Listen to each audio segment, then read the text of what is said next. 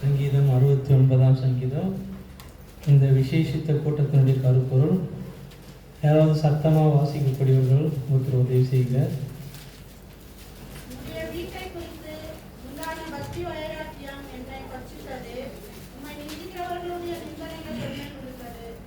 சின்ன ஜாபம் பண்ணலாம். நேசிக்கிற அன்புள்ள பரலோக பிதாவே, குமாரனாகிய இயேசு கிறிஸ்து நாமத்தில் ஸ்தோத்திரிக்கிறோம், பணிந்து கொள்கிறோம் கர்த்தாவே. உடைய ஊழியக்காரர் மூலமாக நேற்று மாலையிலிருந்து இந்த நேரம் வரைக்கும் எங்களுக்கு கொடுத்து வருகிற இந்த ஆவிக்குரிய சத்தியங்களுக்காக நன்றி சொல்கிறோம். இந்த 13 வருஷம் முடித்து சபை கூட 14வது வருஷத்தில் வழிநடத்தி வருகிறீர். ஸ்தோத்திரம் கர்த்தாவே. இப்போதும் கலைப்படைந்த சோர்வடைந்த சரீரத்தோடு உட்கார்ந்திருக்கிறோம். எங்களை பலப்படுத்தியதும் உற்சாகப்படுத்தியிருக்கிறோம். குறிப்பாக நம்முடைய இந்த சங்கீதம் 69:9 வாசித்திருக்கிறோம். இந்த விசேஷித்த கூட்டத்தினுடைய கருப்பொருளாக கொடுத்திருக்கிறீர். அடிமை கூட ரத்தத்தினாலே கழுவி சிலுவைக்கு பின்பாக மறைத்து எங்களோடு கூட பேச வேண்டும் என்று ஜெபிக்கிறோம். கொடுக்கப்பட்ட அந்த நேரத்துக்குள்ள முடிக்க உதவி செய்திருக்கோம். கர்த்தராகிய இயேசு கிறிஸ்து நாமத்தில் வேண்டிக் கொள்கிறோம் பரலோக பிதாவே. ஆமென்.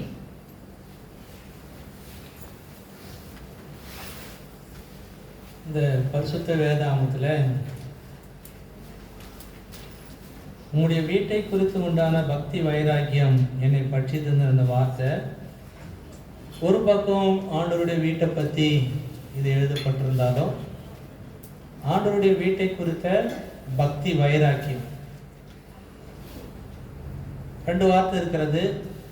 ஒன்று வைராக்கியம் இருக்கிறது, இன்னொன்று பக்தி வைராக்கியம் இருக்கிறது. ரெண்டுத்துக்கு என்ன வித்தியாசம்?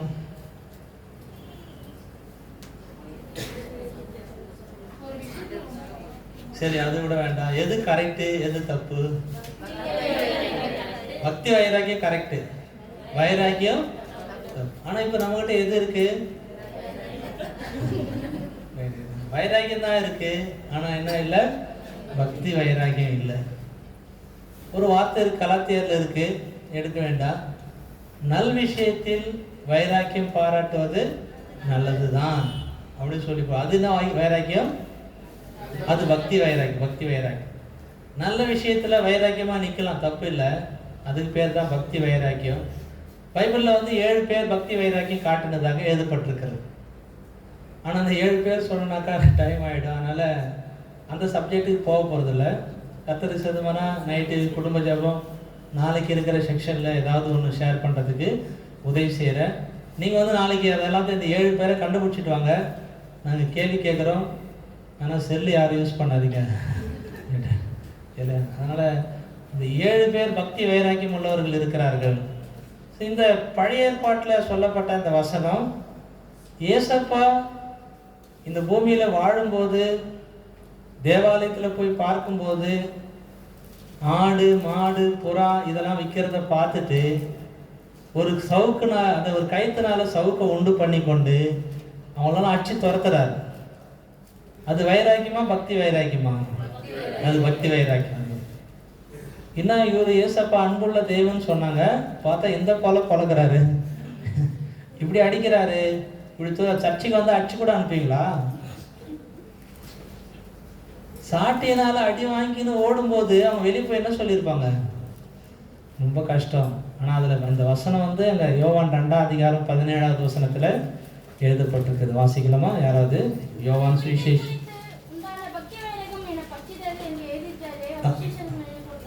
யோவான் சுவிசேஷம் 2ஆம் அதிகாரம் 17வது வசனத்தில் நம்முடைய வீட்டை குறித்த பக்தி வைராகி ஏசப்பா கூட இருந்துச்சு. ஏன் இருந்துச்சுனாக்கா, ஆக்சுவலி தேவாலயத்தில் ஜபம் பண்ணியிருக்கணும். தேவாலயம் என்ன எதுக்கு பயன்பாடு? எதுக்கு பயன்படுறது? இன்னும் ஜபம் பண்ணணும், ஆராதனை பண்ணணும். அதுக்கு பதில் என்ன நடந்துட்டு இருக்குங்க? பிஸ்னஸ், வியாபாரம் நடக்கிறது. அப்போ ஏசப்பா இது வியாபார ஸ்தலமாக ஆக்கிட்டீங்கன்னு ஒரு வார்த்தை சொல்கிறாரு. அதுக்கு பிறகு என்ன சொல்கிறாருனாக்கா, இது கள்ளர் புகையாகிட்டீங்கன்னு சொல்கிறாரு. இது திருடர்கள் தங்கக்கூடிய ஒரு இடமா மாறிடுச்சு. அவருடைய வீட்டை பற்றி ரொம்ப விசனப்பட்டார், வீட்டை குறித்து ரொம்ப விசனப்பட்டார். அதனால தான் அவங்க எல்லாரும் அடிச்சு துரத்துனா. ஏசப்பா அவ்வளோ சீக்கிரம் அவ்வளோ கோவப்படுற ஆள் கிடையாது. அவர் ரொம்ப சாப்பிட்டாதான், அவர் கிருபை இல்லாத வசனம் தான் அம்மா அப்படின்னு தான் பேசுவார், மகளே மகனேன்னு தான் பேசுவார். ஆனால் அவருடைய வீட்டை பொறுத்த மட்டும் யாராவது ஏதாவது தப்பு செஞ்சிட்டாங்க அப்படின்னாக்கா அப்போ மட்டும் அவர் பயங்கர கோபம் வந்துடும், ஜாட்டி எடுத்து அடிக்க ஆரம்பிச்சுடுவார். அதனால தான் நேற்று கூட குடும்ப ஜபத்தில் சொன்னவங்களுக்கு, ஒரு தேவனுடைய ஆலயத்தை கெடுத்தால் தேவன் அவனை கெடுத்துடுவார். ஆனால் ஆண்டவர் பார்த்தீங்கன்னாக்கா இந்த விஷயத்தை மையமாக வச்சு ஞாபகம் வச்சிங்க. இப்போ நம்ம 1 சாமுவேல் 22ஆம் அதிகாரத்துக்கு போகலாம். அங்கே தேவனுடைய வீட்டினுடைய நிழலாட்டம் அங்கே எழுதப்பட்டிருக்கிறது.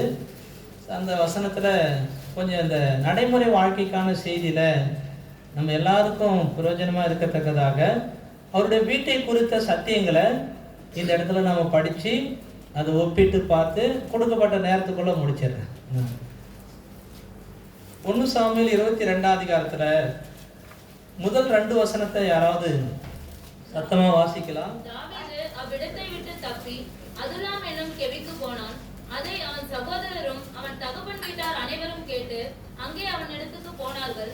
ஒடுக்கப்பட்டவர்கள், கடன்பட்டவர்கள், முறுமுறுக்கிறவர்கள் யாவரும் அவனோட கூடிக்கொண்டார்கள். அவன் அவர்களுக்கு தலைவனானான். இந்த பிரகாரமாக ஏறக்குறைய 400 பேர் அவனோடு இருந்தார்கள். இப்போ இந்த வசனத்தை நீங்க எப்படி ஞாபகம் வச்சுக்கணும்னு சொன்னா, இதுல இந்த 1வது வசனத்துல தாவீது இருக்கிறார். அவர் அவ்விடத்தை விட்டு தப்பி அதுல்லாம் என்னும் கெபிக்கு போனான். யார் போனது? தாவீது போனான். இப்ப பாருங்க, இந்த தாவீதை ஆண்டவராகிய இயேசு கிறிஸ்துவுக்கு அடையாளமாக வைத்துக் கொள்ளலாம். அந்த அதுல்லாம் என்னும் கெபி இருக்கே, அதை எதுக்கு அடையாளமா வச்சுக்கலாம்? தேவனுடைய வீடு, தேவனுடைய வீட்டுக்கு அடையாளமாக வைத்துக் கொள்ளலாம். இப்போ இதை மையமாக வைத்து நம்முடைய வாழ்க்கையில கற்றுக்கொள்ள வேண்டிய சில சத்தியங்கள் இருக்கிறது. அதை பத்தி கொஞ்ச நேரம் நம்ம யோசிக்க போறோம். தாவீது அதுல்லாம் என்னும் கெபிக்கு போன போது யார் யாரெல்லாம் அவனை தேடி வருகிறார்கள் அப்படின்னு ஒரு லிஸ்ட் கொடுக்கப்பட்டிருக்கிறது இல்லையா?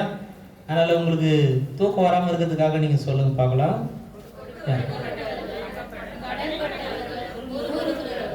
தப்பு. அங்கிள் படிக்கிறாரு பாருங்க. ஃபர்ஸ்ட் யார் வர்றது? அவன் சகோதரர்கள் வருகிறார்கள். அதுக்கப்புறம் யார் வர்றது? அவன் தகப்பனுடைய வீட்டார் வராங்க. அதுக்கப்புறம் தான் நீங்க வாசிச்சு பாருங்க. ஒடுக்கப்பட்டவர்கள், கடன்பட்டவர்கள், முறுமுறுக்கிறவர்கள் வருகிறார்கள். இப்போ இந்த தாவீது கிறிஸ்துவுக்கு அடையாளம். இந்த அதுல்லாம் என்னக்கூடிய அந்த கெபி கர்த்தருடைய வீட்டுக்கு அடையாளம். இந்த கடன்பட்டவர்கள், முறுமுறுக்கிறவர்கள், ஒடுக்கப்பட்டவர்கள் யாருக்கு அடையாளம்? சரி, நீங்க சொல்றது கரெக்டு தான். ஆனா நீங்க நமக்குன்றதை காட்டிலும் எனக்கு இல்லையா அப்படிதான் சொன்னோம். இது நமக்கு இது ஒடுக்கப்பட்டவர்கள், கடன்பட்டவர்கள், முறுமுறுக்கிறவர்கள். இப்ப இவங்க எல்லாம் தாவீதை நோக்கி அந்த கெபிக்கு போகும்போது இந்த விஷயத்தை நம்ம எல்லாம் ஞாபகம் வைத்துக்கொண்டு, கிறிஸ்துவானவர் அவருடைய வீட்டில் இருக்கும்போது அவரை தேடி வரக்கூடியவர்கள் பணக்காரர்களோ, கடன் கொடுக்கிறவர்களோ, பெரிய பெரிய ஐஸ்வர்யவான்களோ, கல்விமான்களோ வரல. இவங்க யார் வர்றதுன்னு சொன்னாக்கா, கடன்பட்டவர்கள், முறுமுறுக்கிறவர்கள், ஒடுக்கப்பட்டவர்களாம் வருகிறார்கள். இந்த விஷயத்தை நம்ம ஞாபகம் வச்சுக்கோம். இது ஒரு பக்கம். தாவீது கெபியில் இருக்கிறார். அவனை தேடி ஒடுக்கப்பட்டவர்கள், கடன்பட்டவர்கள், முறுமுறுக்கிறவர்கள் வருகிறார்கள். எத்தனை பேர் வந்திருக்கிறாங்க இப்போ? 400 பேர். எங்க இந்த 200 பேர் எக்ஸ்ட்ரா சேர்ந்தாங்கன்னு தெரியல. அதுக்கப்புறம் இவங்க எப்படி ஆயிருக்கிறாங்க? 600 பேரா ஆயிருக்கிறாங்க இல்லையா? 1 சாமுவேல் 30ஆம் அதிகாரத்துல நம்ம படிக்கும்போது 200 பேர் ரஸ்துக்கள் அண்டையில இருக்கிறார்கள், மீதி 400 பேர் யுத்தத்துக்கு போனார்கள். அப்ப தாவீது கூட இந்த பகுதியில வாசிக்கும் போது மட்டும் என்ன தெரியுதுனாக்கா, தாவீதோடு கூட எத்தனை பேர் இருக்கிறாங்க? 400 பேர் இருக்கிறாங்க. இப்போ இது சபையினுடைய அடையாளம், சபைக்கான நிழலாட்டம். இது இப்போ உலகத்துக்கான நிழலாட்டம், பிசாசனுடைய காரியங்கள். அவன் அழைக்கிற ஒரு இடம் இருக்கு இல்லையா? இப்போ 1 சாமுவேல் 24ஆம் அதிகாரம் 1 சாமுவேல் 24ஆம் அதிகாரம் 2வது வசனத்தை நம்ம வாசிக்கும் போது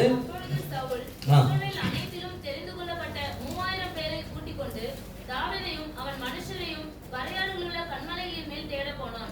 26ஆம் அதிகாரம் 2வது வசனத்தை படிக்கலாம். அப்பொழுது சவுல் சீர் வனாந்தரத்திலே தாவீதை தேடும்படி எழுந்து இஸ்ரவேலிலே தெரிந்து கொள்ளப்பட்ட 3000 பேரோடு கூட சீர் வனாந்தரத்திற்கு புறப்பட்டு போனான். எனவே இப்போ சவுலோடு கூட இருக்கிறவர்கள் யார் என்று சொன்னால் எத்தனை பேருன்னு சொன்னாக்கா 3000 பேர். இவங்க யாரு அப்படின்னாக்கா பைபிள்ல என்ன போடப்பட்டிருக்குனாக்கா தெரிந்து கொள்ளப்பட்டவர்கள்னு போட்டிருக்கு. தெரிந்து கொள்ளப்பட்டவர்கள் போட்டிருக்கு. ஆனா கடன்பட்டவர்கள், முறுமுறுக்கிறவர்கள், ஒடுக்கப்பட்டவர்கள் அப்படின்னு சொல்லுங்க. போடப்படல. அது போல போடப்படல. இப்ப பாத்தீங்கன்னாக்கா இந்த உலகத்தினுடைய காரியத்துல 3000 பேர், அதாவது சாத்தானுக்கு அடையாளம். இந்த சவுல் வந்து சாத்தானுக்கு அடையாளம். அவனோடு கூட இருக்கிறவர்கள் 3000 பேர். ஆனா கிறிஸ்துவோடு கூட இருக்கிறவர்கள் 400 பேர். பலம் யாருக்கு ஜாஸ்தி? சரீரபரமா கேட்கிறோம். கிறிஸ்துவுக்கு தான் ஜாஸ்தின்னு சொல்லிட்டு போறீங்க. கிறிஸ்துவுக்கு தான் பலம் ஜாஸ்தி. ஆனா இவரோடு கூட இருக்கிற ஸ்ட்ரென்த் பார்த்தீங்கன்னாக்கா கம்மியா தான் இருக்கு. இப்ப பார்த்தீங்கன்னாக்கா இந்த விஷயத்துல ஆண்டவருடைய வீட்டுக்கு வரக்கூடிய கடன்பட்டவர்கள், முறுமுறுக்கிறவர்கள், இது எல்லாரையும் கூட தாவீது வரும்போது நீங்களா யார் யாருன்னு கேட்கிறாரு. கடன் வாங்கிட்டு ஓடியான்ட்டுங்க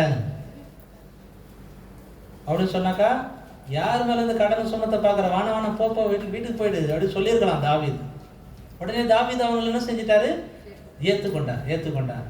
ஆனா சவுலுடைய ஜீவியத்துல இதை கம்பேர் பண்ணி பார்க்கும்போது, அதாவது உலகத்துல சாத்தான் செய்கிற ஒரு வேலை, ஒரு ஈர்ப்பு அப்படின்னாக்கா அவன் எப்படி செலக்ட் பண்றான் பார்த்தீங்கன்னாக்கா தெரிந்து கொள்ளப்பட்டவர்கள் 3000 பேர் வச்சிருக்கிறான்.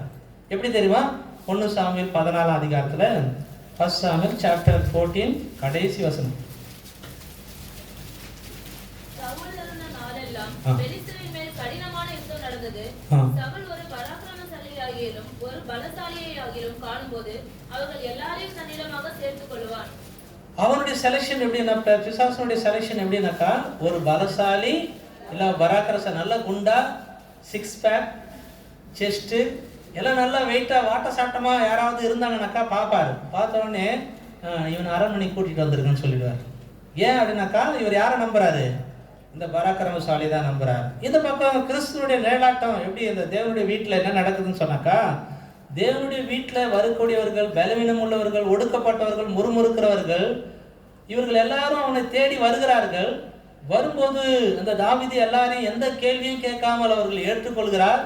இப்போ பைபிளில் போடப்பட்டிருக்கிறது, என்னிடத்தில் வருகிறவனை நான் ஒருபோதும் புறம்பே தள்ள மாட்டேன். நீ ஒடுக்கப்பட்டவராக இருக்கலாம், குடும்பத்தினால கைவிடப்பட்டவராக இருக்கலாம், ஒன்று கூட படிக்க தெரியாதவராக இருக்கலாம், இல்லை வியாதி உள்ளவராக இருக்கலாம், இல்லை இந்த ஊரில் ஒன்று சேர்த்துக்காம இருக்கலாம், நீ குஷ்டரோகியாக கூட இருக்கலாம். ஆனால் ஏசப்பா ஒரு நாள் நீ வரும்போது, ஐயோ நீ குஷ்டரோகி, நீ வியாதி, உனக்கு கடன் நிறையுது, நீ வெளியே போ அப்படின்னு சொல்லி கடன் வாங்கினவங்களாம் சபையை விட்டு வெளியே துரத்தனா என்ன ஆகும்? எல்லாருமே வெளியே. எல்லாருக்கிட்டையும் ஒரு ஃபைனான்ஸில் கடன் இருக்குது, எல்லாருக்கும் கடன் இருக்கிறது. ஆனால் முடிஞ்ச வரைக்கும் கடன் வாங்காதீங்க, எனவே கடன் பட்டவர்கள் எல்லாரையும் ஏற்றுக்கொள்கிறார். ஒருவேளை ஏசப்பாவுடைய மனுஷன் தானக்கா இந்த உலகத்தில் காலையில் பார்த்த வண்ணமாக பலவீனம் உள்ளவர்கள், அற்பமாக எண்ணப்பட்டவர்கள், பைத்தியமான ஒன்றுக்கும் உதவாதவர்கள் தான் இந்த கிறிஸ்துவனிடத்தில், அதாவது தாவீதிடத்தில் வந்திருக்கிறார்கள். தாவீது மனப்பூர்வமாக அதை ஏற்றுக்கொண்டார். அதனால தாவீது கிட்ட வந்த அந்த அதுல்லாம் என்ற அந்த கெபியனிடத்துல இவர்கள் வரும்போது ஏற்றுக்கொள்ளும் போது ஒரு விஷயத்தை நான் கம்பேர் பண்ணணும்னு நினைக்கிறேன். என்னன்னாக்கா இந்த மனுஷர்கள் தேவனுடைய வீட்டுக்கு வரும்போது ஒரு வார்த்தை இருக்கிறது. அது நிறைய 2-3 இடத்துல எழுதப்பட்டிருக்கிறது. என்ன எழுதப்பட்டிருக்கா? என்னுடைய வீடு சகல ஜனங்களுக்கும் ஜெபம். எல்லா ஜனங்களுக்கும் இந்த வார்த்தை வந்து ரொம்ப அற்புதமா இருக்கிறது. என்னன்னாக்கா அதுல கிரேக்கர்கள் இருக்கலாம், எபிரேயர் இருக்கலாம், யூதர்கள் இருக்கலாம், எல்லாருமே வரலாம். கர்த்தருடைய வீட்டுக்கு இவங்க வரக்கூடாதுன்ற எந்த ஒரு தடையும் கிடையாது. நீங்க நல்லா பார்த்தீங்கன்னாக்கா உலகத்தில் இருக்கிற கோயிலுக்கெல்லாம் நீங்க பார்த்தீங்கன்னு வச்சுங்களேன், வரத்துக்கு தடை இருக்கு. விக்கிரக கோயிலுக்கெல்லாம் வரத்துக்கு தடை இருக்கா இல்லையா? தடை இருக்கு. ஆனா கர்த்தருடைய வீட்டுக்கு வரத்துக்கு மட்டும் யாருக்கும் தடை கிடையாது. யாரையும் வரக்கூடாது போகக்கூடாது சொல்றதுக்கும் நமக்கு எந்த ரைட்ஸ் இல்லை. சபை யாருக்கு? கர்த்தருடையது. அவர் என்ன பண்ணார், அவர் ஏற்றுக்குவார், வரவங்களாம் ஏற்றுக்குவார். இப்போ பார்த்தீங்கன்னாக்கா விற்கிறது பேர்லாம் சொல்றதுக்கு விருப்பம் இல்லை. ஒரு சில கோயிலில் ஆண்கள் மட்டும்தான் வர வேண்டும். தெரிஞ்சிருக்கேன்னு நினைக்கிறேன். என்ன கோயில்? ஒரு சில கோயில்களில் பஞ்சாபி மட்டும்தான் வர வேண்டும், மற்றவங்க யாரும் வரக்கூடாது. ஒரு சிலர்ல அது கேஸ்ட் வித்தியாசத்தில் இவர்கள் உயர்ந்த குலத்தை சேர்ந்தவர்கள் மட்டும்தான் இது உள்ள வரணும், மற்றவங்க யாரும் வரக்கூடாது. ஆனால் தேவனுடைய வீட்டில் பாருங்க, எல்லாரும் வரலாம். கடன் பட்டவர்களாக இருக்கலாம், முறுமுறுக்கிறவர்களாக இருக்கலாம். சரி, இந்த சவுலை இந்த பக்கம் வச்சுக்கணும், லெஃப்ட் சைடில் வச்சுக்கலாம். ஏன்னா லெஃப்ட் சைடு தான் அவனுக்கு கொடுக்கணும் இல்லையா? சவுலை எந்த சைடு வைக்கலாம்? லெஃப்ட் சைடு வச்சுக்கலாம். இந்த பக்கம் தாவீதை இந்த பக்கம் வச்சுக்கலாம். தாவீதை கிறிஸ்துவுக்கு அடையாளமாக, சவுலை சாத்தானுக்கு அடையாளமாக, அவனோடு கூட இருக்கிறவர்கள், அவனுடைய தூதர்களுக்கு, அவனை பின்பற்றவர்களுக்கு அடையாளமாக வச்சுக்கலாம். இந்த பக்கம் கிறிஸ்துவை பின்பற்றவர்களை அடையாளமாக வச்சுக்கலாம். கிறிஸ்துவை பின்பற்றவங்க எங்க வந்திருக்கிறாங்கன்னு சொன்னாக்கா, தாவீது இருந்த கெபி கிட்ட வருகிறார்கள் இல்லையா? அதே போல கிறிஸ்துவை நீ பின்பற்றி வரணும்னு சொன்னாக்கா, தாவீதை பின்பற்றுகிறவர்கள் கெபி கிட்ட வருகிறார்கள் என்று சொன்னால், கிறிஸ்துவை பின்பற்றுகிறவர்கள் எங்க வரணும்? சபைக்கு வரணும், உள்ள வரணும். இப்போ பார்த்தீங்கன்னா 5 விஷயங்களை சொல்லி நான் முடிக்கிறேன். அந்த 5 விஷயங்களை சொல்லி முடிக்கிறேன். இப்போ சபைக்கு வருகிறவர்கள் மிகுந்த பக்தி வைராக்கியம் உள்ளவர்கள், மிகுந்த பக்தி வைராக்கியம் உள்ளவர்கள் மட்டும்தான் நான் சொல்ல போற 5 காரியத்துக்கு கட்டுப்பட்டவர்கள், உடன்பட்டவர்கள், அதை கை கொள்ளுகிறவர்கள். யாருக்கு பக்தி வைராக்கியம் இல்லையோ அவர்கள் இந்த 5 காரியத்துக்குள்ள வரமாட்டார்கள். அவங்களாம் யார் டீமு? அவங்களாம் சவுல் டீம். அவங்களாம் அந்த பக்கம் அனுப்பி விட்டுருவோம். கடைசியில் அவங்க தலைவன் செத்து ஆண்டு கொண்டு சாகும் போது அவங்களாம் எங்கே போனாங்கன்னு தெரியல. சரி, இப்போ இந்த 5 விஷயத்த இந்த கடன்பட்டவர்கள், முறுமுறுக்கிறவர்கள், ஒடுக்கப்பட்டவர்கள் சொல்லும்போது நம்ம அவங்களை எல்லாரையும் அவங்கள நிற்க வைக்கிறேன், இந்த பக்கம் நிற்க வைக்கிறேன், பா லைனில் நில்லுங்கப்பான்றேன். நீங்கள் பார்க்கும்போது எப்படி பார்ப்பீங்க? அவங்கள ஒரு ஏளனமாக பார்ப்பீங்க. ஏமாண்டா வாங்க கடை, முன்னால் எதனா பயன் இருக்கா, உன்னால எதனா பிரயோஜனம் இருக்கா அப்படின்னு சொல்லிட்டு அவங்களை எப்படி பார்ப்போம்? ஏளனமாக பார்ப்போம். ஆனால் தாவீது எப்படி பார்த்தா, கிறிஸ்து எப்படி பார்க்குறாரு? அவங்களெல்லாம் வெளியேற பெற்றவராக பார்க்குறாரு. இப்போ பார்த்தீங்கன்னாக்கா, ஒரு மனுஷனுக்கு வழியில் போகும்போது ஒரு கல்லு கீழே கிடச்சிருக்கு. கல்லு கீழே கிடச்ச உடனே அவன் போயிட்டு ஒரு துணி கடையில் கொடுத்துருக்குறான். இதுக்கு எவ்வளோங்க துணி வரும் அந்த கல்லுக்குன்னு கேட்டுக்கிறாங்க. அவங்க ஒரு 2000 ரூபாய்க்கு துணி வருமானு சொல்லியிருக்கிறாங்க. அதே ஒரு ஹோட்டலில் போய் கேட்டால் 2 சாப்பாடு கட்டி கொடுத்துருப்பான்னு சொல்லியிருக்கிறாங்க அந்த கல்லுக்கு. 3வது ஒரு இடத்துல போய் கேட்கும்போது அவங்க ஏதோ ஒரு தொகை கொடுக்குறேன்னு சொல்லியிருக்கிறாங்க. 4வதா ஒரு நகை கடைக்கு போயிருக்கிறார். நகை கடைக்கு போகும்போது பார்த்தீங்கன்னாக்கா, அந்த நகை கடை ஓனருக்கு தெரிஞ்சிச்சு, இது சாதா கல் இல்லை, இது வைரம். உனக்கு எத்தனை கோடி வேணும் தரேன்னு சொல்லி அவங்க பேசுறாங்க, ரேட்டு பேசுறாங்களாம். அப்படி என்ன சொல்றாங்கன்னாக்கா, அந்த ஓனருக்கு மட்டும்தான் இதனுடைய மதிப்பு தெரியும். அதே போல ஒருவேளை நீ ஒடுக்கப்பட்டவரா, முறுமுறுக்கிறவரா, கடன்பட்டவரா இருந்தா கூட இந்த உலகத்தின் பார்வைக்கெல்லாம் நீ விலை மதிப்பு ஒண்ணு கூட உபயோகம் இல்லாதவன் தான், உனக்கு எந்த ரேட்டும் கிடையாது, சீப், வெறும் அற்பமா எண்ணப்பட்டவர் தான். ஆனா ஓனர், இந்த வைரத்தை படைத்த ஓனர், உன்னை படைத்த ஓனர் ஒருத்தர் இருக்கிறார், அவர் பார்வைக்கு மட்டும்தான் தெரியும் நீ எப்படிப்பட்டவன், வெளியேறு. அதனாலதான் அவர் என்ன செய்யறாரு, வா நீ ஒடுக்கப்பட்டிருந்தா பரவாயில்ல, கடன் பட்டிருந்தா, முறுமுறுத்தா கூட அதை பத்தி எனக்கு கவலை இல்லை, ஆனா என் பார்வையில நீ எப்படி இருக்கிற, வெளியேற பெற்றவனா இருக்கிற சொல்லி. ஆனா இவங்களை அற்பமா நினைக்கிறவன், இவங்க கிட்ட இருக்கிற 5 முக்கியமான குணலட்சணங்களை பார்த்தா, இந்த ஒடுக்கப்பட்டவர்கள், கடன்பட்டவர்கள், முறுமுறுக்கிறவர்களுக்கு இருக்கக்கூடிய பக்தி வைராக்கியம் நமக்கு இருந்தால் நம்ம எவ்வளோ பெரிய வெளியேற பெற்றவர்களாக மாறிடுவோங்க. உண்மையாகவே சொல்கிறேன், நான் பார்த்து மிரண்டு போனேன், ஆச்சரியப்பட்டேன். இன்னும் படிக்கலாமா? முதலாவது படிக்கலாம், வாசிக்கலாமா? இப்போ 1 சாமுவேல் 22 அதிகாரம் 2வது வசனத்தை படிக்கலாம்.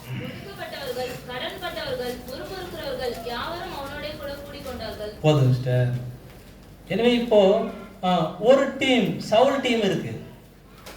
ஆனா இந்த டீம் கிறிஸ்துவனுடைய, அதாவது தாவீதுனுடைய டீம், 2 டீம் இருக்கிறாங்க. இந்த ஒடுக்கப்பட்டவர்கள், முறுமுறுக்கிறவர்கள், கடன்பட்டவர்கள், இவர்கள்லாம் கெபியை தேடி போகிறார்கள். கெபி தான் கர்த்தருடைய வீடு. ஆனா இந்த பக்கம் இருக்கிற 3000 பேர் எதை தேடி போறாங்கன்னாக்கா, அரண்மனையை தேடி போகிறார்கள். யாருடைய அரண்மனை?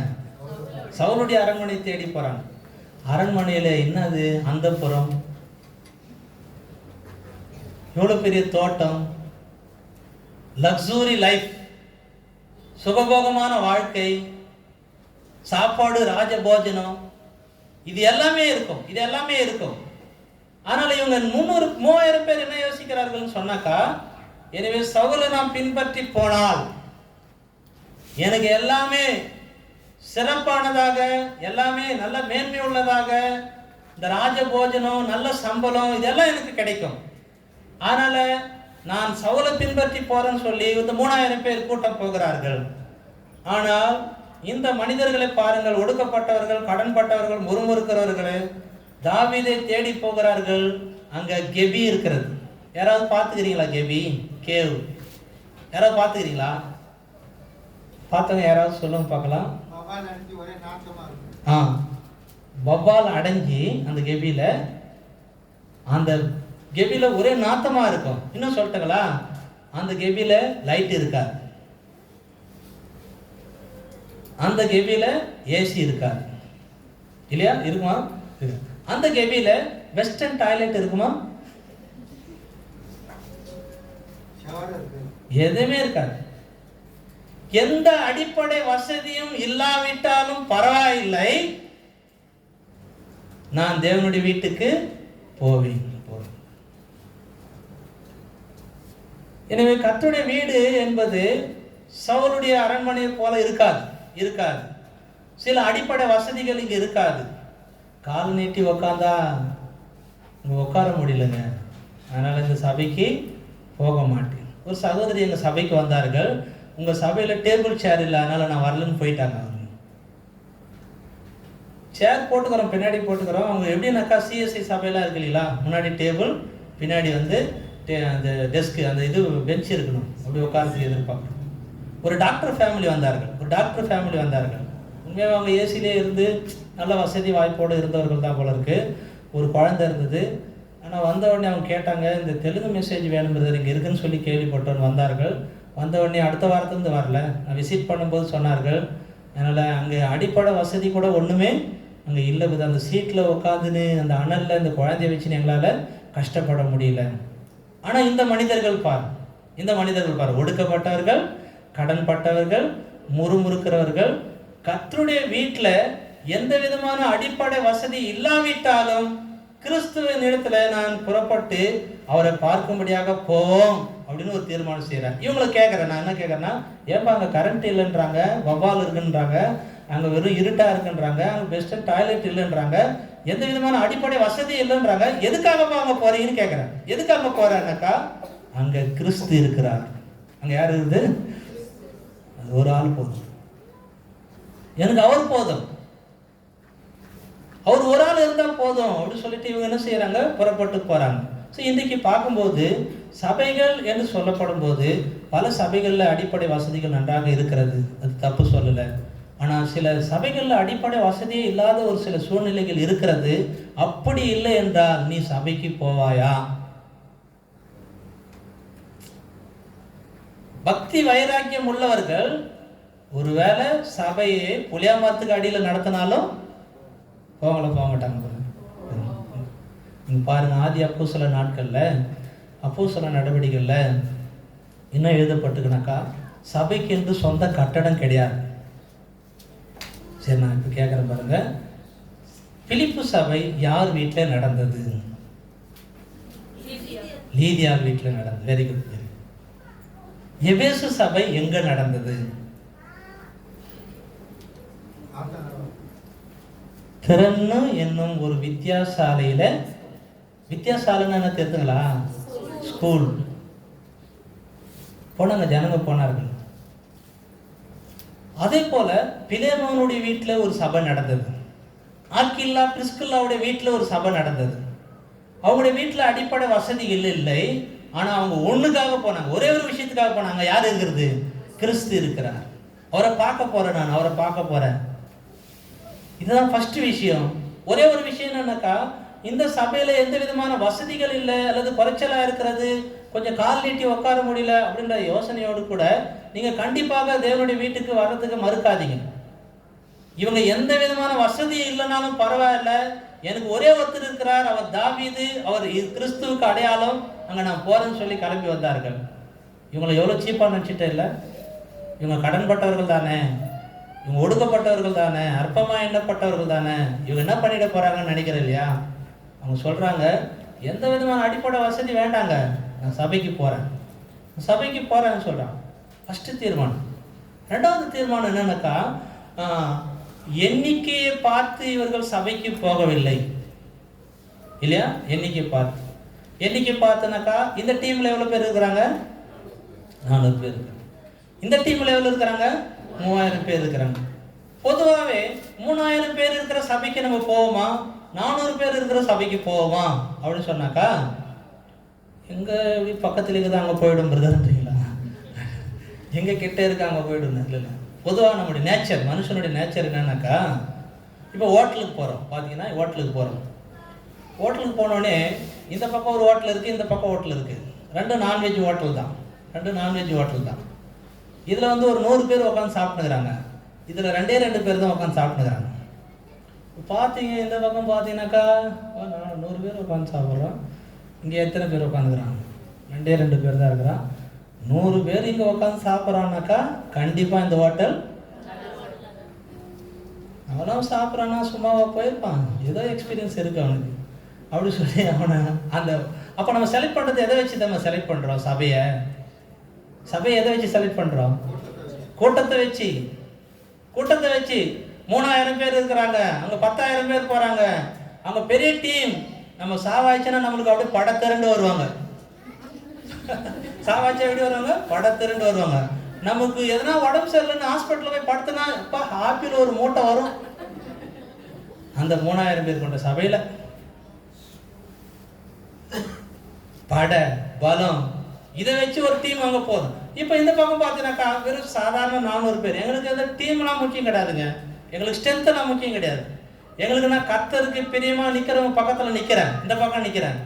நீ கர்த்தர் நீ பார்த்தீங்கன்னாக்கா பிரசங்கில் ஒரு வார்த்தை இருக்கு, இந்த டீம் அந்த டீமுக்கு ஒரு கம்பேர் பண்ணி ஒரு வசனம் சொல்கிறேன், கவனிங்க. செத்த சிங்கத்தை பார்க்கிலும் உங்களுக்கு நல்லா வசனம் தெரியுது. செத்த சிங்கம் இந்த பக்கம் இருக்கு, என்ன சொல்லுங்க பார்க்கலாம்? செத்த சிங்கம் லெஃப்ட் இது. இந்த பக்கம் என்ன இருக்கு? உயிருள்ள நாய். இது நாய் தான், ஆனா என்ன இருக்கு? நல்லா வசனம் சொல்றீங்க, நல்லா கவனிக்கிறீங்க. இந்த பக்கம் நீ சிங்கமா இருந்தா கூட யாரு? செத்து போன பொண்ண நாட்டி வேஸ்ட். அதனால சபையை செலக்ட் பண்ற விஷயத்துல ஏதோ டீம் பெரிய ஸ்ட்ரென்த் இருக்கு, பலம் இருக்குன்னு சொல்லி போயிடாது. ஆண்டவர் ஒரு வார்த்தை சொல்றார், கொஞ்சம் பேரை கொண்டாகிலும் அநேகம் பேரை கொண்டாகிலும் ரட்சிக்க கர்த்தருக்கு. ஒரே ஒரு விஷயம் சொல்ற பாருங்க, ரொம்ப அற்புதமான ஒரு விஷயம் இருக்கு. பைபிள்ல பக்தி வைராக்கியமா நின்ன எல்லாரும் சிங்கிளா தான் நின்று இருக்கிறாங்க. எனவே பக்தி வைராக்கியம் இல்லாதவங்களாம் பெரிய கூட்டமா தான் நின்று இருக்கிறாங்க. இப்போ சின்ன எக்ஸாம்பிள் சொல்ற பாருங்க, யோசேப்புக்கு விரோதமா எழும்பினவர்கள் மொத்தம் எத்தனை பேர்? நீங்க தப்பு பண்ணுவீங்கன்னு எனக்கு தெரியும். யார் எக்ஸப்ட் பெஞ்சமின் இல்ல 10 பேர் ஸ்ட்ரென்த். இப்போ யோசேப்பு மட்டும் இந்த பக்கம் ஒரு ஆள் நிற்கிறார். இதுல இவங்களுக்கு பக்தி வைராக்கியமா, இவருக்கு பக்தி வைராக்கியமா? யோசேப்புக்கு தாங்க பக்தி வைராக்கியம். எப்பயுமே ஒரு விஷயத்த நல்லா தெரிஞ்சுங்க.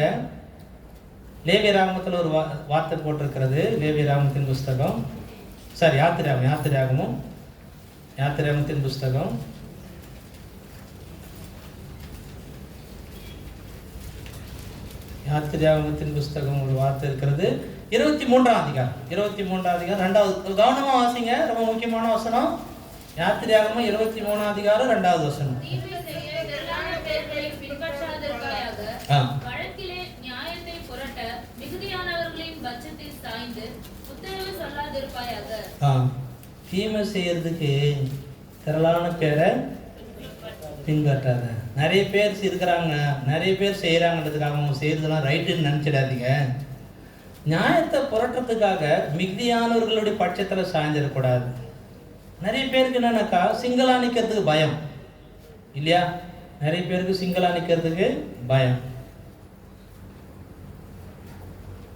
ஐயோ எதுக்கு நமக்கு வம்பு, ஆளோட ஆள் போயிடலாம், ஜனத்தோட ஜனம் சேர்ந்துடலாம், என்னத்துக்கு நமக்கு பிரச்சனை அப்படின்னு சொல்லி போகிற கூட்டம் தான் அதிகம்.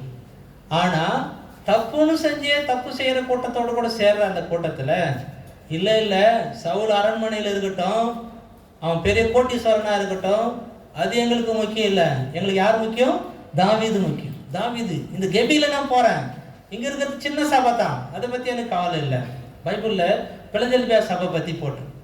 பிலதெல்பியா சபையை பற்றி போட்டிருக்கு. என்ன தெரியுமா? என்ன போட்டிருக்குனாக்கா, உனக்கு கொஞ்சம் பலன் இருக்கு. ஸ்ட்ரென்த் எவ்வளோ? கொஞ்சம். பிலதெல்பியா சபைக்கு வந்து ஸ்ட்ரென்த் கம்மி தான். ஆனால் அந்த சபைக்கு பேர் பிலதெல்பியா. அது கர்த்தர் சகோதர அன்புன்னு அர்த்தம். சகோதர அன்புன்னு அர்த்தம், சகோதர சிநேகன்னு அர்த்தம். அந்த சபையை பற்றி தான் ஒரு குறை கூட ஆண்டவர் சொல்லலை. கொஞ்சம் பலன் இருக்குதுன்றதுக்கோசரம் அங்கே போகாமல் இருந்துடாதீங்க. அது கொஞ்சம் ஸ்ட்ரென்த்து தான்.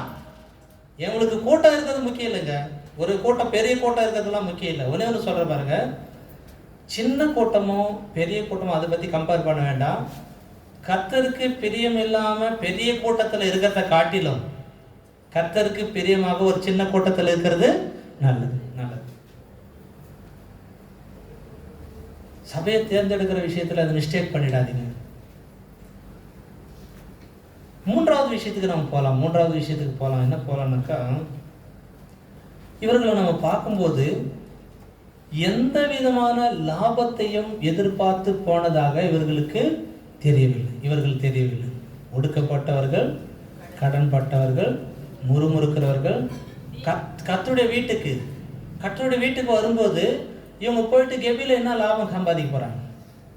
என்ன லாபம்? அவர்கிட்ட இப்போ தாவீதை பின்பற்றி போகிறேன், அவர் கெபியில் இருக்கிறாரு. அவங்க மனைவி கேட்குறாங்க, யாருங்க பின்பற்றி போகிறீங்க? இந்த பக்கம் சவுல் பக்கம் போகிறீங்களா, அவங்க பக்கம் போகிறீங்களான்னு கேட்குறாங்க. கேட்டால் என்ன சொல்கிறாரு? நான் தாவீது பக்கம் போகிறேன்றாங்க. அங்கே எங்கே இருக்கிறாருனாக்கா கெபியில் இருக்கிறாரு. என்ன லாபம்? எவ்வளோ கொடுப்பாரு? ஏதாவது பேசுனாங்களா? எதுவுமே இல்லை. எதுவும் பேசலை. எந்த விதமான லாபத்தையும் எதிர்பார்க்காம புறப்பட்டு போன ஒரு கூட்டம் கர்த்தருடைய வீட்டுக்கு வரும்போது எந்த விதமான லாபத்தையும் எதிர்பார்த்து வரக்கூடாதுங்க. எந்த விதமான காரியத்தையும் உலக பிரகாரமான பெனிஃபிட் யாரை வச்சு எதிர்பார்த்து வரக்கூடாது சபைக்கு. ஏன் தெரியுமா? நிறைய பேர் என்ன நினைக்கிறாங்க, கர்த்தருடைய வீட்டுக்கு வந்தா எனக்கு அது மாடு கொடுப்பாங்க, வீடு கட்டி கொடுப்பாங்க, பால் கறக்க. நீ இதை எதிர்பார்த்து வந்தனா ஒரு நாள் அது இல்லைன்னாக்கா சபையை விட்டு நீ போயிடுவேன். எப்பயுமே கிறிஸ்தவ வாழ்க்கையில் ஒன்று மட்டும் கற்றுங்க, கர்த்தருடைய வீட்டுக்கு வர்றது நல்லது. கர்த்தருடைய வீட்டு மூலியம் ஏதாவது முடியாதவங்களுக்கு உதவி செய்கிறது இயல்பு தான், நல்லது தான். அதை பற்றி நான் தப்பு சொல்லலை. ஆனால் நீங்கள் எந்த விதமான எதிர்பார்ப்போடு கூட வரக்கூடாது. அப்படி வந்தால் என்ன நடக்கும் தெரியுமா? நீங்கள் சீக்கிரத்தில் பின்வாங்க போகிறீங்கன்னு அர்த்தம். ஒரு வார்த்தை சொல்கிற பாருங்க. இந்த நகோமியுடைய கணவர் இறந்து 2 பிள்ளைகளும் இறந்த போது இந்த நகோமி புறப்பட்டு பெத்லகேம்னாக்கா அப்பத்தின் வீடு. பெத்லகேம் அப்பத்தினுடைய கர்த்தருடைய சபையை நோக்கி நகோமி புறப்பட்டு இப்படி போறாங்க.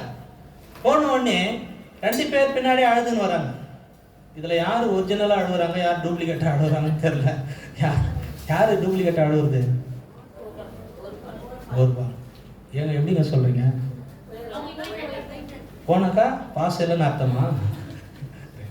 சரி, இப்போ என்னன்னாக்கா இவங்க வராங்க, 2 பேரும் வர என்ன சொல்றாங்க, நீங்க போறீங்களா, நாங்களும் கூட வரோம்னு சொல்லிட்டு தான் கிளம்புறாங்க. நகோமி நிக்க வச்சு சொல்றாங்க, என் பின்னாடி வந்தீங்கன்னா வந்து 10 வருஷம் ஆகுது, அங்கே கட்டின வீடு என்ன எப்படி இருக்குன்னு தெரியாது, பாத்ரூம் இருக்குமான்னு தெரியாது, லைட் இருக்குமான்னு தெரியாது. அந்த அப்பத்தினுடைய வீட்டுக்கு நான் போறேன். என் பின்னாடி வந்தா என் வயத்துல ஒரு குழந்தை பிறந்து அது பெரியவனாகி உனக்கு கல்யாணம் பண்ணி வைக்கிறதுன்றது கூடாத காரியம். அதனால உங்க அப்பா வீட்டுக்கு போங்க. யார் வீடு? உங்க அப்பா வீடு. சாத்தானுடைய வீடு. அங்க போங்க. அங்க போனா உங்களுக்கு என்ன கிடைக்கும்? நல்ல வாழ்க்கை கிடைக்கும்னு சொன்னோடனே இப்போ ஓர்பால் யோசிக்கிறத பைபிள்ல எழுதல, நம்ம எழுதலாமா? சரி, இப்போ ஓர்பால் மட்டும், ரூத் அப்புறம் பார்க்கலாம். இந்த ஓர்பால் என்ன யோசிக்க நீங்க சொல்லுங்க, நீங்க எழுதுங்க. இப்போ பைபிள் தனியாக எக்ஸ்ட்ரா எழுதுறீங்க. ஒருபால். இப்போ இங்கே நின்று நகோமி சொன்ன உடனே என்ன யோசிக்கிறாங்க சொல்லுங்க, நான் எழுதுறேன். என் தகப்பன் வீட்டுக்கே போயிடுறேன், எதெல்லாம் கிடைக்குன்னு சொல்லி வந்தா நீ என்னவோ பெருசா பேசுற, கல்யாணமும் பண்ணி வைக்க மாட்டேன்ற, உங்கள்கிட்டே ஒன்றும் இல்லை, புள்ளையும் இல்லை, வாசல் இல்லை, வீடு இல்லை, நான் என்ன உன் பின்னாடி வந்து இதெல்லாம் எழுதிக்கலாம். இப்படி எழுதி வச்சிக்கின்னு சரி அசாதம் எப்படி சொல்லிட்டு போகிறதுன்னு சொன்ன உடனே டிசிஷன் மாறிட்டு தீர்மானம் மாறி மெதுவாக கால் வந்து இப்படி வந்தது. இப்போ எப்படி திரும்புது, இப்படி திரும்பி மெதுவாக போயிட்டு வரணும்னு கூட சொல்லுங்க, ஒரு முத்தம் கொடுத்துட்டு போயிட்டாங்க. இப்போ பாருங்க, ரூத்து போல இருக்கிற ஒரு சகோதரி இருக்க வேணும், அதாவது விசுவாசிகள் வேணும். என்ன சொன்ன, நமக்கு தெரியும் 7 விஷயம் போட்டிருக்க, அதில் நீ போற இடத்துக்கு நானும் வருவேன். எனக்கு தெரியுங்க, நகோமியை பின்பற்றி போனா எனக்கு எதுவும் கிடைக்காதுன்னு எனக்கு தெரியும். எனக்கு எந்த லாபமும் வேணாம், எனக்கு யார் போதும், எனக்கு நகோமி போதும். எனக்கு லாபம் வேணாம், பணம் வேணாம், அங்கே வீடு வேணாம், ஆஸ்தி வேணாம், சொத்து எதுவுமே வேண்டாம். போனாக்கா அங்கே எல்லாம் கல் எடுத்து கூட சாவடிச்சிடுவாங்க. யார? ரூத்து. ஏன் தெரியுமா? இஸ்ரவேல் ஜனங்களுக்குள்ள இந்த மோவாபியரை சேர்க்க மாட்டாங்க. இவன் புறப்பட்டு போறாங்க, தைரியம், பரவாயில்ல, செத்தாலும் சாவற, நீ மரணம் அடைய இடத்துல நானும் நீ எங்க அடக்கம் பண்ணப்படுற அங்கே அடக்கம் பண்ணப்படுற, உன் தேவன். போறாங்க. ஆரம்பத்துல கஷ்டம் தாங்க படுறாங்க. கஷ்டப்பட முதல்ல சபை, அந்த சபை, அதான் நிலம், போவாசுடைய நிலத்துக்கு போறாங்க. நிலத்துக்கு போனோடனே கதிர் பொறுக்கணுன்னே எவ்வளவு கிடைச்சது தெரியுமா? ஃபர்ஸ்ட் ஒரு மரக்கா கிடைச்சது. 2வது முறை போறாங்க, அந்த போவாஸ் என்ன பண்றாரு, முந்தானியை விரிச்சு பிடிமா அப்படி சொல்லி அளந்து போடுறாரு. எவ்வளவு போடுறாரு? 6 படி. 6 படினா எவ்வளவு தெரியுமா? 2 மரக்கா. 4 படி வருது. சரி, அப்படியே கொஞ்சம் 1.5 மரக்கான்னு வச்சுக்கலாம். இந்த 1.5 மரம் கொஞ்சம் இன்க்ரீஸ் ஆகுது. அதுக்கப்புறமாக அந்த நிலத்துக்கே ஓனரா கல்யாணம் ஆயிடுச்சு. அதனால கர்த்தருடைய வீட்டுல வந்த உடனே கர்த்தர் அவள் லப்புன்னு வாரி கொடுத்துருவார்னு மட்டும் அப்படி கணக்கு போட்டு வரக்கூடாது.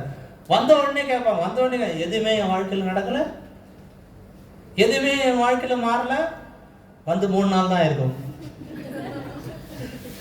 எப்படி மாறும்?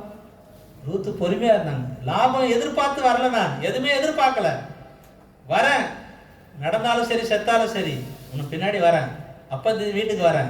இப்ப பாருங்க, கடன்பட்டவர்கள், முறுமுறுக்க ஒடுக்கப்பட்டவர்கள் கூட எந்த லாபமும் வேணாங்க, எனக்கு தாவீது போதும், அந்த லாபத்தோடு வந்தார்கள், அந்த எண்ணத்தோடு வந்தார்கள். நீங்க கூட அப்படிதாங்க கத்துக்கணும். பவுல் அப்போஸ்தலன் கூட எப்படி பின்பற்றினா தெரியுமா? எனக்கு லாபமா இருந்தவைகள் எவைகளோ அவைகளை கிறிஸ்துவுக்காக நஷ்டம் விட்டேன். இங்க லாபம் எடுத்து எதிர்பார்த்து, சரீர பிரகாரமான லாபம் எதிர்பார்த்து வருகிறவர்கள் தேவனுடைய வீட்டுல நிலைப்பது கிடையாது. ஏதோ பணம் கொடுப்பார்கள், வேலை வாங்கி கொடுப்பார்கள். ஆந்திராவில் ஒரு சபை இருந்தது, உண்மையா நடந்த சம்பவம். அந்த சபையை நடத்தவர் ஒரு சப் கலெக்டர், பார்ட் டைமா சபை நடத்துறார், சப் கலெக்டரா வேலை செய்யறார். இந்த செய்தி ஊர் ஜனங்களுக்கெல்லாம் தெரிஞ்சிச்சு. அந்த சபைக்கு சப் கலெக்டர் வருகிறார். தெரிஞ்ச உடனே கூட்டம் அதிகமாக வர ஆரம்பிச்சிச்சு. அதிகமாக வர ஆரம்பிச்சு நிறைய பேர் அந்த சப் கலெக்டரத்தில் வந்தார்கள். வந்து சர்ச்சை முடியுமான்னு காத்திருந்தார்கள். முடிஞ்ச உடனே என்ன பண்ணுவாங்க, ஐயா ரேஷன் கார்டு எழுதி கொடுத்துருக்குறேன், நீங்கள் தான் எப்படின்னா அதை பார்த்து முடிச்சு கொடுக்கணும். சரிம்மா போ. ஐயா பட்டா இல்லைன்னு கேட்டு மனு கொடுத்துருக்குறேன், இந்த அதிகாரிங்க எதுவும் ஸ்டெப் எடுக்க மாட்டேங்கிறாங்க, நீங்கள் தயவுசெய்து ஒரு லெட்டர் கொடுத்தீங்கன்னா கொஞ்சம் ஈஸியாக இருக்கும். சரிம்மா இந்தா லெட்டர். எனவே இந்த சப் கலெக்டருக்கு டிரான்ஸ்ஃபர் வந்தது. டிரான்ஸ்ஃபர் வந்த உடனே சபை காலி ஆயிடுச்சு. ஏன் சபை காலி ஆயிடுச்சு? ஏன் தெரியுமா? இவங்க எல்லாம் நோக்கம் எதுனாக்கா, இவங்க வரதெல்லாம் அவர் வந்து லெட்டர் கொடுக்கணும், ration card, Aadhaar card, PAN card அவர் கொடுக்க மாட்டாங்க.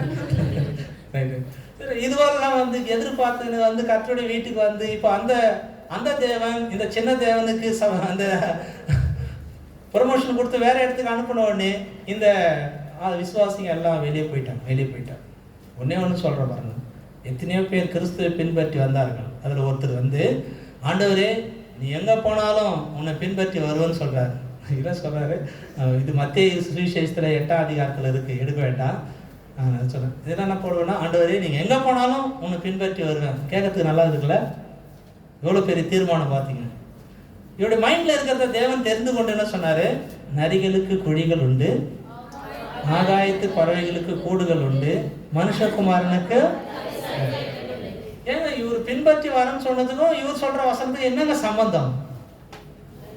அப்படின்னா என்ன தெரியும் சொல்ல வராரு? என் பின்னாடி வந்தா நல்லா ஜாலியா இருக்கலாம்னு சொல்லி வர, ஆனா எனக்கு என்ன இல்லை, படுக்கிறதுக்கு கூட இடம் இல்லை. வரியா அப்படின்னு பின்னாடி போயிட்டு என்ன சொல்றீங்க, இன்னும் பெரிய ஏக்கர் கணக்கில் இடம் இருக்கும் பார்த்தா அப்படின்னு. அப்போ லாபத்தை எதிர்பார்த்த வந்த எல்லாரும் அவர் வீட்டு பின்வாங்கி போயிட்டார்கள். ஒரு வார்த்தை பேதுரு பற்றி எழுதப்பட்டிருக்கிறது, எல்லாவற்றையும் விட்டு உங்க பின்பற்றினோமே எங்களுக்கு என்ன கிடைக்கும்? ஒரு ஏக்கரை எழுதி கொடுக்கட்டா? என்ன வேணும்? இந்த பூமியில எது கிடைக்காதுங்க, எது கிடைக்காது. அவர் பின்பற்றி வர்றதுனால ஏதோ கொஞ்சம் ஆண்டவர் நம்ம மேலே கருணை வச்சு வீடு கொடுத்தாரு, வாசல் கொடுத்தாரு, சாப்பாடு கொடுத்துறாரு, கொஞ்சம் படிப்பு கொடுத்துறாரு, நல்ல ட்ரெஸ் கொடுத்துக்கிறாரு. போதும்னு அதை சொல்ல மாட்டோம் இல்லையா? அதை சொல்ல மாட்டோம். ஆனால் நமக்கு எங்கே வரும்னாக்கா பரலோக ராஜ்யத்தில் நமக்கு பலன் உண்டு. இந்த பேதுரு கூட கேட்குறாரு, என்ன கிடைக்குன்னு சொல்கிறார். இது எதிர்பார்த்து வந்ததுனால ஏசப்பா மறிச்ச உடனே அவர் என்ன நினைச்சார்? கிறிஸ்து ராஜாவாயிடுவாரு. ராஜாவாயிட்டா நம்ம தான் யாரு? மந்திரி. அவர் ராஜானா யாரு? நான் மந்திரி. அப்போ மந்திரினோட டக்குன்னு ஒரு நாள் அவர் சாவச்சிட்டாங்க. யார? ஏசப்பாவை சாவச்சிட்டாங்க. உடனே பேதுருக்கு பக்கு விட்டுச்சு. என்னடா அது, அவர் ராஜா வந்தா நம்ம மந்திரியா இருக்குன்னு பார்த்தா டக்குன்னு சாவ போறோன்னு வேறு சொல்றாரு. இது சம்பவிக்க கூடாது ஆண்டவரே சொல்றாரு. அவர் தோல் மேல கை விட, இது சம்பவிக்க கூடாது. சம்பவிக்க கூடாதுன்னா எவ்வளவு அக்கறையா இருக்கும் ஆண்டவர் மேல. இல்ல, நீ செத்துட்டா நான் பின்பற்றி வந்துக்கிறேன், எல்லாம் கிடைக்கன்னு தான் வந்துக்கிறேன். டப்புன்னு போயிட்டுனாக்கா நான் எங்க போறது? மறுபடியும் வலையை கூட எங்க தேடுறதுன்னு தெரியல. இப்ப உயிர்த்தெழுந்தா இந்த பேதுரு மறுபடியும் என்ன எடுத்துட்டாரு? வலையை. இது போல நீ தேவனிடத்துல ஏதாவது பதவி, சபையில பதவியை எதிர்பார்த்து, ஜெபத்தை எதிர்பார்த்து, சபைக்கு போனா நம்மளை மேல வச்சிருவாங்க, நம்மளை உயர்த்திடுவாங்க, நம்மளுக்கு அது கிடைக்கும் இது கிடைக்கும், அந்த எண்ணத்தோடு கூட வந்த யாரும் சபைக்கு வருவது கிடையாது. ஒரு விஷயம் சொல்றேன், நல்ல கவனிங்க. சபையில இந்த சரீர பிரகாரம் தேவைகள் மட்டும் இல்லைங்க, சபையில ஊழியம் கொடுப்பார்கள் என்ற எதிர்பார்ப்போடு வந்தவர்கள் கூட ஊழியத்தை விட்டு பின்வாங்கி போய்விட்டார்கள். அது ரொம்ப ஜாக்கிரதையாக கவனிங்க, ரொம்ப ஜாக்கிரதையாக கவனிங்க. ஊழியம் என்பது தேவனால் கொடுக்கப்படுவது, அதற்காக நம்ம வெயிட் பண்ணோம். ஒருவேளை என்னை பாட்டு பாட விடுவாங்களோ, என்னை ஜெபம் பண்ண விடுவாங்களோ, என்னை மேலே நின்று பேச விடுவாங்களோ, மெசேஜ் கொடுக்க விடுவாங்களோ, அப்படிப்பட்ட லாப நோக்கோடு கூட வரவர் கூட இருக்கிறார்கள். பரவாயில்ல, வரது எல்லாருக்கும் இயல்பு தான், தப்பு இல்லை, எல்லாருக்கும் வரது இயல்பு தான். ஆனால் ஒன்று மட்டும் சொல்கிறேங்க, அந்த எண்ணம் கூட உன்னை கிறிஸ்து விட்டு பின்வாங்கி போகுது. எப்படி சொல்கிற பாருங்க. இப்போது இன்னைக்கு நான் மெசேஜ் பிரதர் ஐஸ்வரி பிரதர் இன்னைக்கு மெசேஜ் எடுத்துங்க செவ்வாய்க்கிழமை ஜபத்துக்குன்னு சொன்னாக்கா 6:30 மணிக்கு ஜபம்னா நான் எத்தனை மணிக்கு வரும் தெரியுமா? முன்னாடி வந்துடும். அப்பயே தெரிஞ்சுக்கலாம் இவர் தான் மெசேஜ்னு. இப்போ நடக்கிற நடைமுறை வாழ்க்கையிலுங்க செய்தி கொடுக்குற பிள்ளைங்க கவனிங்க, செய்தி அன்னைக்கு அவர் இல்லைனாக்கா ஒன்று சர்ச்சை ஜபத்துக்கு வரமாட்டார். கரெக்டாக நான் சொல்கிறது? அப்படின்னா என்ன அர்த்தம்? எனக்கு செய்தி இல்லை, அதனால என்ன பண்ண மாட்டேன், வரமாட்டேன், சபைக்கு வரமாட்டேன். அப்படி இல்லை அப்படின்னாக்கா வரணும். ஏன் வரலன்னு சொல்லி கேட்டா, சரி யாருன்னா என்ன செய்தி கூட இவரே வரலன்னு சொல்லி நினைப்பாங்கிறதுக்கோசரம் செய்தியெல்லாம் முடிஞ்ச பிறகு லேட்டாக வருவார். ஏன் தெரியுமா இந்த பிரச்சனை நடக்குது? என் மனசுல ஏதோ ஒரு எதிர்பார்ப்பு இருக்கிறது. பாருங்க, ஊழியத்தை விட, உனக்கு சபையில் இருக்கிற பொறுப்பை விட, சபையில நீ மூப்பர் ஆகணுன்ற எண்ணத்தை விட ஒன்று மட்டும் சொல்றேங்க, நமக்கு ஆண்டவர் தான் முக்கியம், அவர் தான் முக்கியம். இந்த பதவிக்காக, இந்த ஸ்தானத்துக்காக இன்னைக்கு எத்தனையோ பேர் கிறிஸ்து என்ற உன்னதமான பொக்கிஷத்தை எழுந்துவிட்டு உதறி தள்ளிவிட்டு சபையை விட்டு வெளியே போய்விட்டார்கள். இன்னைக்கு எத்தனை பேர் சண்டை போட்டு கொண்டிருக்கிறார்கள், எனக்கு பதவி வேண்டும், எனக்கு போராட்டம், இதெல்லாம் வேண்டாம், நிரந்தரம் இல்லைங்க அது. ஒருவேளை உனக்கு மெசேஜ் கொடுத்துட்டே இருக்கிறாங்க, திடீர்னு ஒரு நாள் உட்கார வச்சுட்டாங்க, கொடுக்க முடியாதுப்பா மெசேஜ்லாம், உன்னை பாட்டு பாட விட மாட்டேன்றாங்க. உனக்கு கஷ்டமாக இருக்கும், மனசு கஷ்டமாக இருக்கும். ஆனால் எக்காரணத்தை கொண்டு சபையை விட்டு போயிடாது. ஒரு விஷயம் மட்டும் அழுத்த திருத்தமாக சொல்கிறேன், இங்கே நின்று ஊழியத்தை செய்கிற ஊழியத்தை காட்டிலும் கிறிஸ்துவானவர் நமக்கு உன்னதமானவர், பரலோக பொக்கிஷம். எனவே சின்ன ஊழியத்துக்காக பெரிய ஆண்டவரை எழுந்துறாத, வேண்டாம். நீங்க நிறைய பேர் போயிட்டாங்க. எதிர்பார்த்து கட்டளை. இந்த முறுமுறுக்கிறவர்கள் வந்து தாவீது எது கொடுத்தாலும் கொடுக்கலனாலும் பின்பற்றி வந்துட்டு இருக்கோம். ஒரு எக்ஸாம்பிளுக்கு 1 இருக்கு. என்ன இருக்குன்னா, அப்போ அங்கே அபிகாயிலுடைய வீட்டுக்காரர் இருக்கிறார். அவர் பேர் நாபாலா நாபோத்தா? நாபால். அவர் பேர் நாபால். தாவீது அவர்கிட்ட சாப்பாடு வாங்கினார் சொல்கிறாருங்க போயிட்டு. ஏன் தெரியுமா? அவங்களுக்கு என்ன இல்லை? சாப்பாடு இல்லை. இப்போ இந்த 400 பேர் அவனை பின்பற்றி போன 400 பேருக்கு மைண்டில் என்ன தெரியுமா வந்திருக்கணும்? இந்த தாவீதை பின்பற்றி வந்ததுக்கு நமக்கு என்ன இல்லை? சாப்பாடு கூட இல்லையே.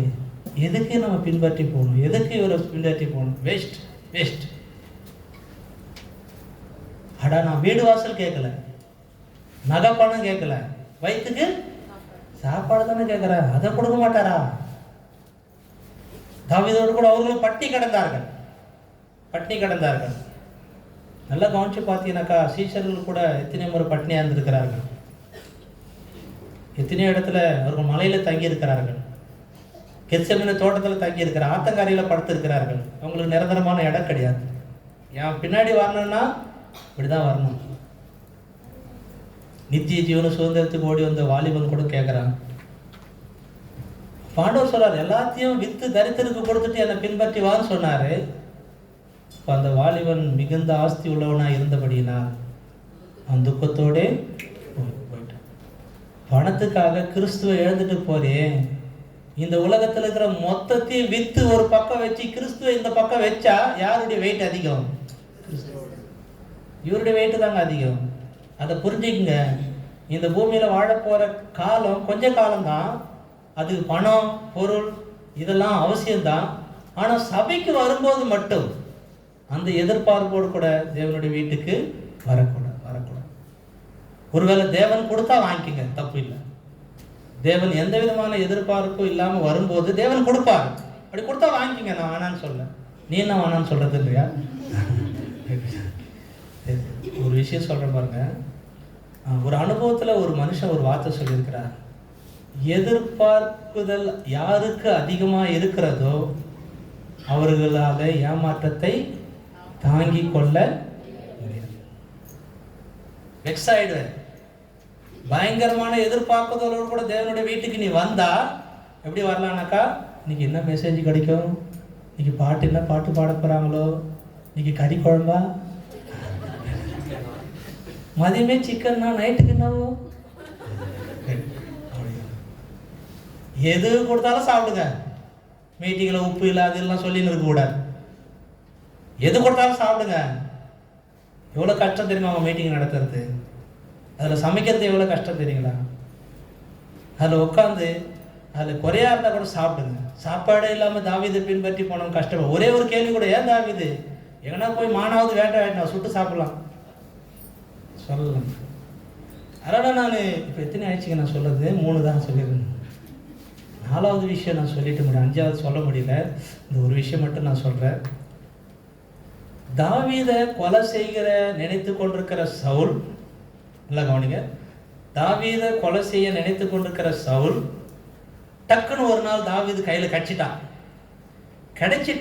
தாவீதை மட்டும் சாவடிப்பானா இவங்களும் சேர்த்து சாவடிப்பானா? நான் கேட்கறதுன்னு சொல்லாதீங்க, ஆதாரத்தோடு சொல்லுங்க. தாவீதை மட்டுமா சாவடிப்பா? என் எதிரி அவங்க கூட கூடிக்கின்னு என்னைய எதிர்க்கிறீங்க. அப்படிப்பட்ட குணமல்லன்றதை நான் ஒரு எக்ஸாம்பிள் பைபிளில் ஆதாரம் கொடுக்குறேங்க.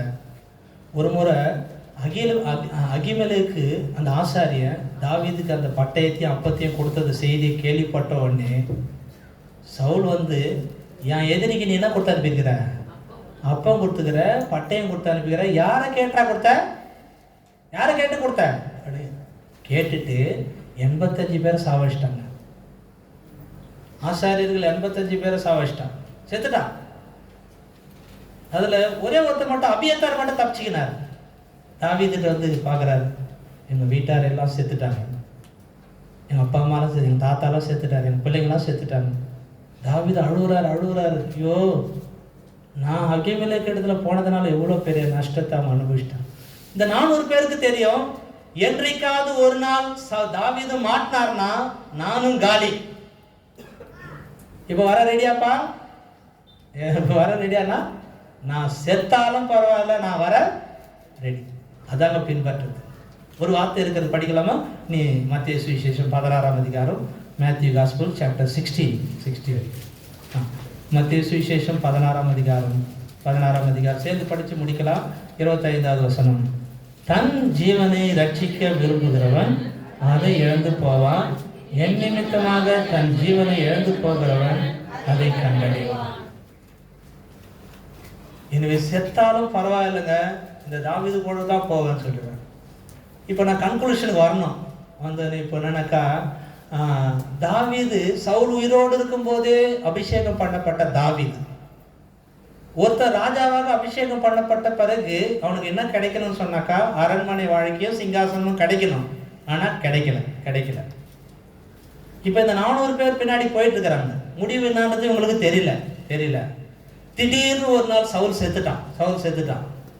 செத்த உடனே மெதுவா இஸ்ரவேல் யூதா 2 பிரிவு இருக்குது. யூதா, இந்த இஸ்ரவேல் ஜனங்கள்ல முதல்ல யாருக்கு ராஜாவாகிறார்? இந்த தாவீது முதல்ல யூதா வம்சத்தாருக்கு மட்டும் தாவீது ஆன உடனே என்னால கவனிக்க சூப்பரா சொல்ற ஒரு விஷயம் சொல்ற பாருங்க. இந்த 400 பேருக்கு அந்த அரண்மனையில் என்ன வேலை கொடுத்திருப்பாரு?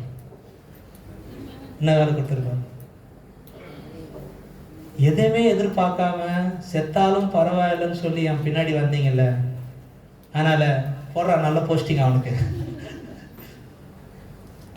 அரண்மனையில் நல்ல ஸ்தானத்துல உட்கார வச்சு எதிர கணக்கை அப்படின்னு சொல்லி அவங்க கையில கொடுத்துருப்பாரு. அந்த 400 பேருக்கு இப்ப கடை இருக்காது சொல்லுங்க. ஒண்ணு கூட இருக்காது, ஒரு கடை கூட, எல்லாமே எல்லா கடையும் தீர்த்துறான் அப்படின்னு சொல்லி. இவ்வளவு பெரிய பாக்கியத்தை இந்த எண்ணத்தோடு கூட வரும்போது, ஒரு நாள் தாவீதுக்கு எப்படி ராஜ்யபாரம் கைக்கு கிடைத்ததோ அதே போல கிறிஸ்துவானவருக்கு இந்த ராஜ்யபாரம் கிடைக்கும். அதுல நீயும் நானும் அவரோடு கூட அரசாகும்.